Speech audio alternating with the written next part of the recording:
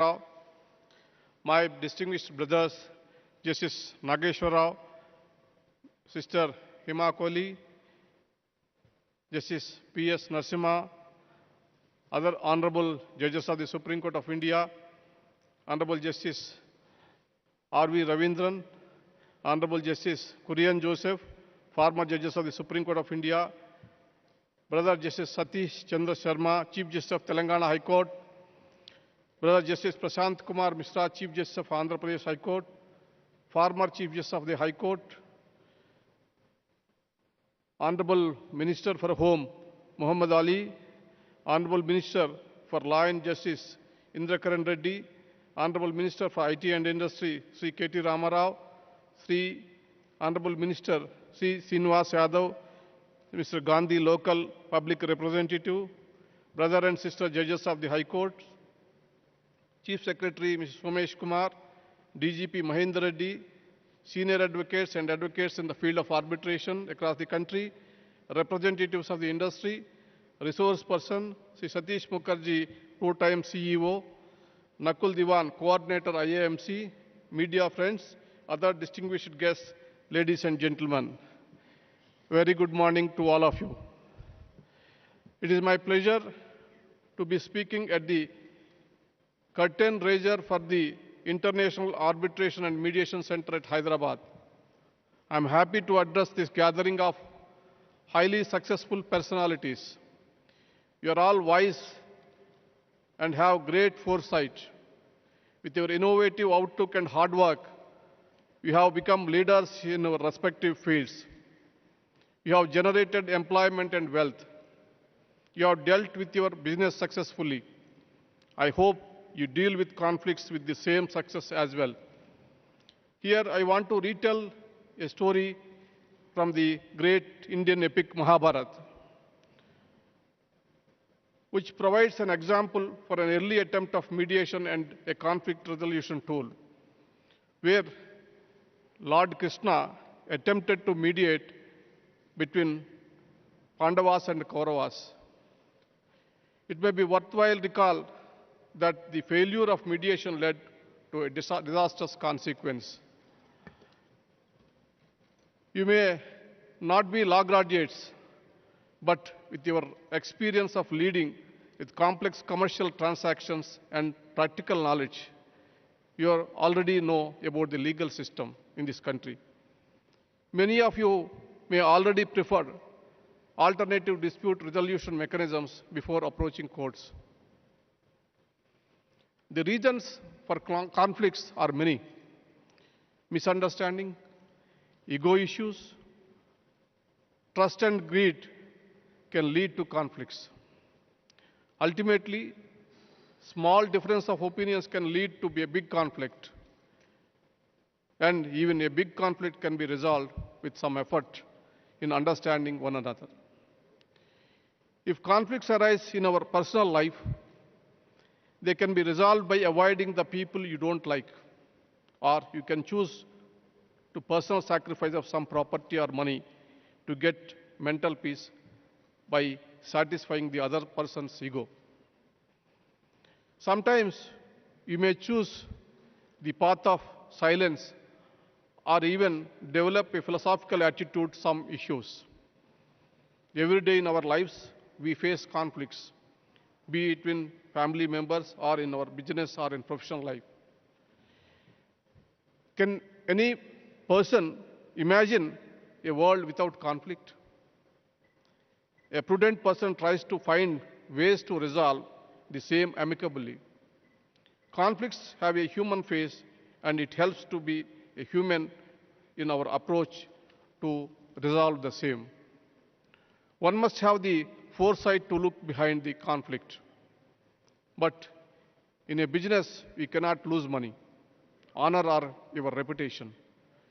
You cannot sacrifice the interests of business or industry. In such a situation, also, you can think of an easy way of settling disputes without wasting much time or money or losing your peace of mind. You can find a better way for further growth and improvement. Now, to come back to the reality. In business, you might have a difference of opinion and disagreements. One should usually start by initiating a dialogue to clarify the issues.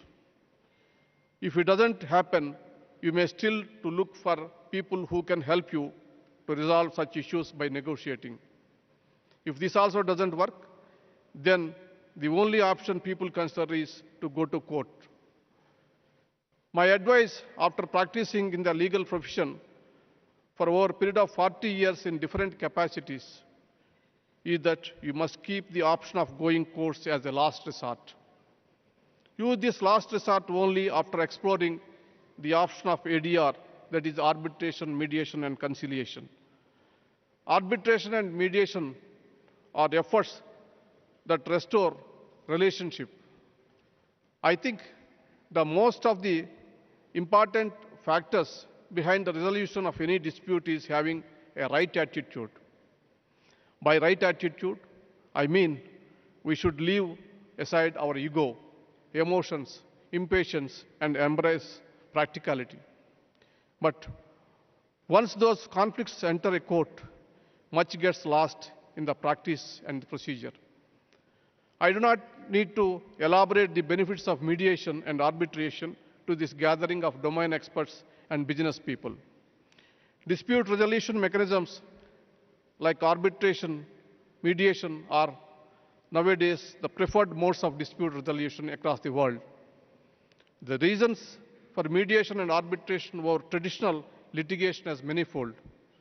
Fewer delays, less expensive, more involvement of parties in the process, greater party choice, more control, more comfortable and amicable environment for the parties. Similarly, mediation has immense potential for dispute resolution in India for both domestic and international disputes. In addition to the above advantages, mediation also has the following benefits. Allows for settlement and compromises between parties, ensuring there is no winner or loser in the process. Parties have far more control over the outcome. Possibility of continued relationship between the parties after the dispute resolution process. Greater options for choice of mediators with varied expertise, as there is no requirement for legally trained people. The exact steps in arbitration would depend on the complexity and type of issues being considered. International arbitration centers are present in most commercial city hubs like Paris, Singapore, Hong Kong, London, New York, and Stockholm. Despite the presence of some arbitration centers in India, Indian parties that enter into the commercial arbitration agreements often opt for an arbitration center outside India, incurring huge expenses. The setting up of the International Arbitration and Mediation Center in Hyderabad will change this trend in India. This center is being established with the best infrastructure and the empaneling of internationally acclaimed arbitrators and mediators. In fact, I spoke to the Chief Justice of Singapore, who is the world-famous known arbitrator, Justice Menon, also to extend his help, and he promised. Similarly, I spoke some international famous arbitrators in London Arbitration Center also, which they have ready to extend their help and they want to be empaneled in the center. Best practices across the world are being taken into consideration to ensure efficient functioning of the center and for drafting of the rules by Honorable Justice Ravindran and his team. With a global perspective and the emphasis on quality, I can assure you that it would soon be comparable to arbitrational institutions like Singapore International Center and London International Center. Honorable Chief Minister has already explained at length about the benefits of having this center in Hyderabad and the steps being taken by the government to make it a robust hub for international arbitration and mediation. I don't want to dwell or give the reasons which are compelled for me to locate this center in Hyderabad, but to my satisfaction and to explain the reason behind of choosing this place, I want to say 8 points in favor of Hyderabad. One is, it is several pharma companies, biotech companies, aerospace, in the IT companies, real estate, etc. is located in Hyderabad. Hyderabad is one of the fast growing cities in India, economically, otherwise. All these statistics indicate that Hyderabad is a top destination for business and commerce in the country. Year-round connectivity with all major cities across the world, world-class international airport, rail and road connectivity, accommodation in world-class hotels. It has the pleasant weather throughout. More than that, the people of Telangana are welcoming, warm and cooperative.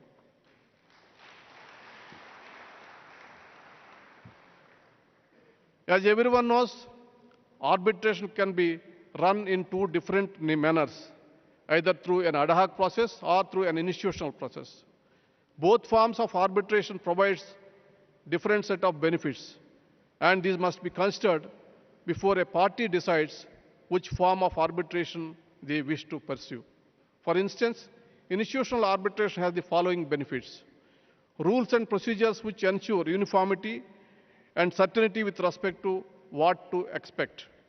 List of internationally renowned arbitrators with specified fields and experience. Administrative assistance by an experienced secretariat. Physical facilities and other support services such as video conferencing, etc. will be provided. The above reasons is why most commercial entities, particularly international companies with bigger clients, are choosing institutional arbitrations. I do not want to deliberate in detail the benefits which is going to happen. It will be left to the two sessions which is going to be organized by today. Now, nobody can say that there is no need to know law or to understand the legal system. The legal system pervades every part of our lives, be it personal or professional. If you attend these sessions, which are being chaired by eminent brothers and sister judges, I am sure your learning will be immense. The participants in the two sessions are committed individuals who are renowned globally for their knowledge in the subject. This is a great opportunity for all of you. Even though I am the Chief Justice of India and I belong to the country, taking into consideration of several factors which I mentioned earlier, I wanted to contribute in a small way to initiate and establish this center. I am happy that after my initial suggestion and thoughts, Brother Justice Nageshwar Rao suggested that instead of small arbitration center, which I proposed a personal arbitration center by myself, a full-scale international institutional arbitration mediation center would help arbitration and mediation landscape in India at a lot. When I expressed my thoughts to the first time in Hyderabad in June this year, the Chief Minister reacted in a positive manner and has provided all support without any delay. Our thoughts become a reality only with the help of the Honorable Chief Minister and the Government of Telangana.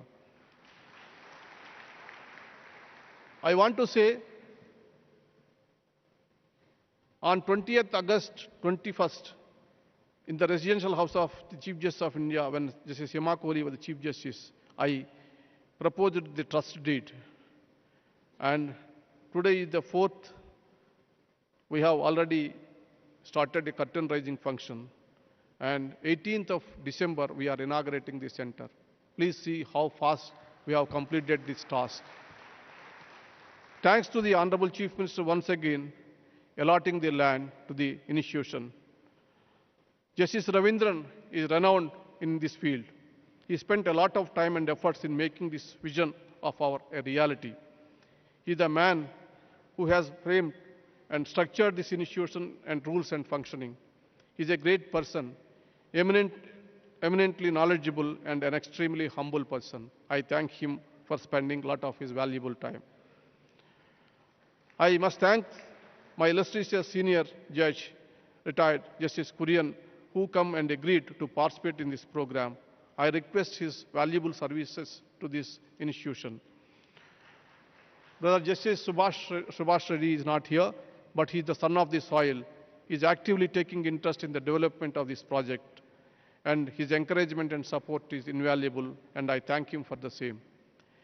Sister Justice Hema Kohli, while she was the Chief Justice of Telangana, contributed immensely by providing support for the establishment of this center. I am glad that she continues to be the trustee of this center. I would like to thank Honorable Justice Satish Chandra Sharma, Chief Justice of Telangana. Since he has taken over the charge, he has infused new energy and has taken an active interest in the project. I thank him for his valuable support. At the same time, I thank Registrar General Nagarjun to mention a special mention for his hard work and continuing support for establishing of this institute. I would like sincerely thank to the Minister Sri K.T. Ramarao, IT Minister, who took a lot of his time and every step supporting this institution. Similarly, the Honorable Minister for Law, Indrakaran Reddy, who supported us all the time, came to Delhi and participated in the proceedings. Now, we are going to hear the eminent people in the sessions. Ultimately, before concluding, I am sure that this center will be a boon to the landscape of arbitration and mediation in this country. The outcome of the process will command respect, as there will be sanctity in the process.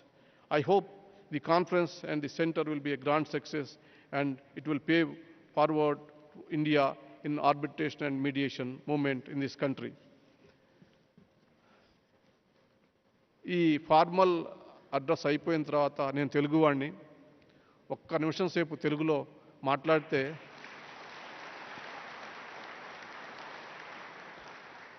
నాకు సంతోషంగా ఉంటుంది.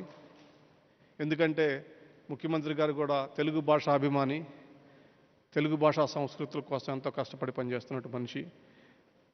తెలుగు వాళ్ళకి భోజనంలో పెరుగన్నం తినకపోతే ఏ రకంగా సంతృప్తి పడడో, అదేవిధంగా రెండు ముక్కలు తెలుగులో చెప్పకపోతే నేను సంతోషపడను.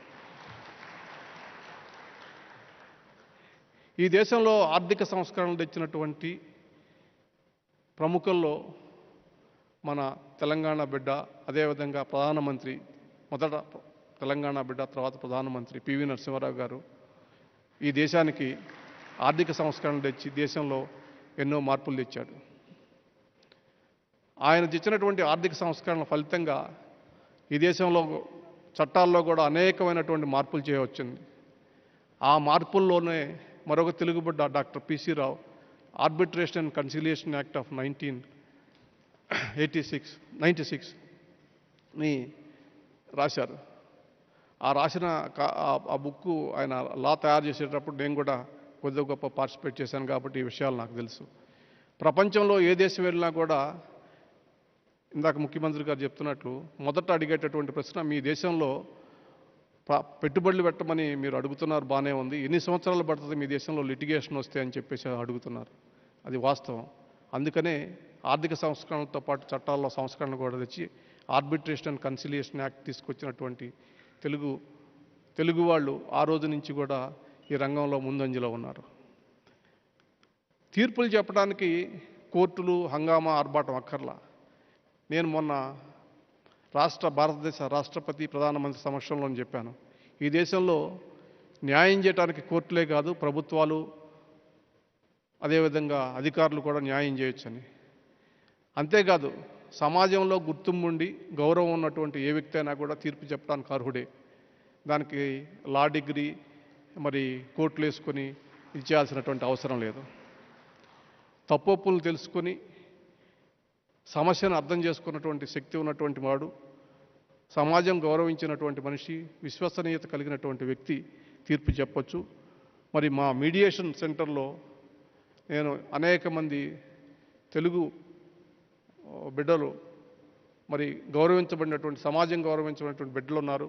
వాళ్ళందరూ కూడా ఈ మీడియేషన్ సెంటర్లో ఎంపానల్ అయ్యి ప్రజలకి ఈ మీడియేషన్ సెంటరు, ఆర్బిట్రేషన్ సెంటర్ ఒక ఇండస్ట్రియలిస్టులకే కాదు, సామాన్య మానవుడికి కూడా న్యాయం చేసేటటువంటి మీడియేషన్ ఇష్యూస్ ఉంటాయి. మీడియేషన్ ఇష్యూస్లో కుటుంబ సమస్యలు కానీ, లేకపోతే ఇతర వాయిద్యాలు కానీ, ఏదైనా సమస్యలకి పరిష్కారం చేయొచ్చు. చాలా సరళమైనటువంటి పద్ధతుల్లో తీర్పులు చెప్పచ్చు. అటువంటి వాళ్ళు అనేక మంది అవధానులు, మన గరికపాటి నరసింహారావు లాంటి వాడో, లేదా నాగపండి శర్మ లాంటి అనేక మంది పెద్ద పెద్ద వాళ్ళంతా ఉన్నారు. వాళ్ళంతా సమాజంలో గుర్తింపు ఉండి వాళ్ళు చెప్పినటువంటి మాటకు విలువైనటువంటి వ్యక్తులు. వాళ్ళంతా కూడా ఎంపానల్ అయి ప్రజలకు సేవ చేయాల్సిందిగా ఈ సందర్భంగా విజ్ఞప్తి చేస్తున్నాను.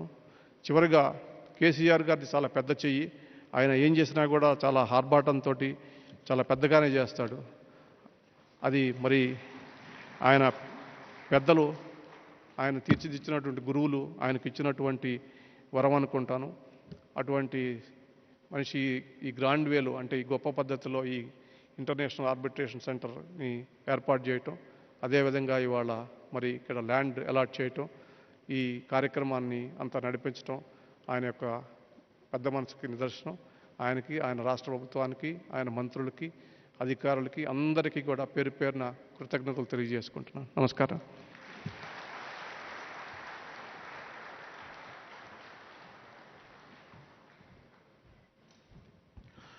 Thank you very much, sir, for your erudite address. Ladies and gentlemen, to create a